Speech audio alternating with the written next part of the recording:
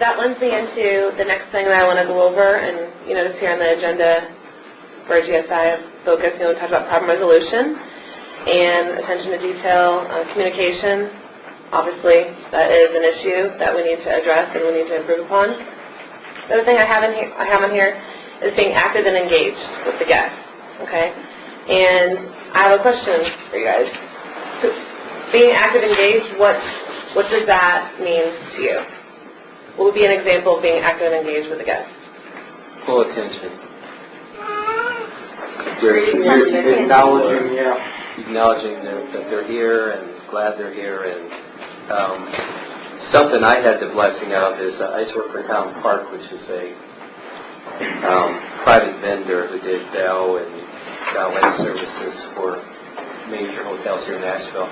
And what they taught us was aggressive hospitality, and which is the best thing you can learn in this business. And especially if you're out front as a bellman or a valet or a shuttle driver, we're the first impression that our guests are going to get. And we need to greet them and make them feel, hey, they're coming into our home. This is like our home, and we need to make them feel welcome, and we need to anticipate their needs and really make them feel that we care about them, and we can recommend restaurants or something that probably most of the shuttle drivers do is that we will, en route from the airport, we will let the guests know that anything they see en route from the airport is a place we can drop them to pick them up, just so they know that that's available, because they're thinking of those things on the way when they're looking at all this stuff, and most of them, obviously, they're not going to have a car. And so, too, we tell them, I try to tell them what they're walking into at the hotel. If they haven't been at the hotel, I tell them about the pool, the fitness center, the restaurant, the bar, and all the business center. And when you tell a guest that we can take them anywhere that they see en route to the hotel, let them, is that followed with based on availability? On the phone. That's what I'm talking about with consistency. Some people say 2 mile radius. Some people, I always tell them any place en route to the airport, as long as it's on the hour or half hour when the shuttle is. Right. So, and then guests come back and say, oh, it's 2 miles away. Well, right. And usually with the fact that we have 2 shuttle drivers usually at all shifts, we've been able to accommodate it because of having that extra. Yeah, and depending on the time of day, we can go from here to Sheraton and back between the hour and a half hour. No problem, not miss a show or something. Well, what's being told to the guests now is this. They're being told that if they are requesting a run, that it has to be authorized through management at the front desk due to the volume of calls from the airport.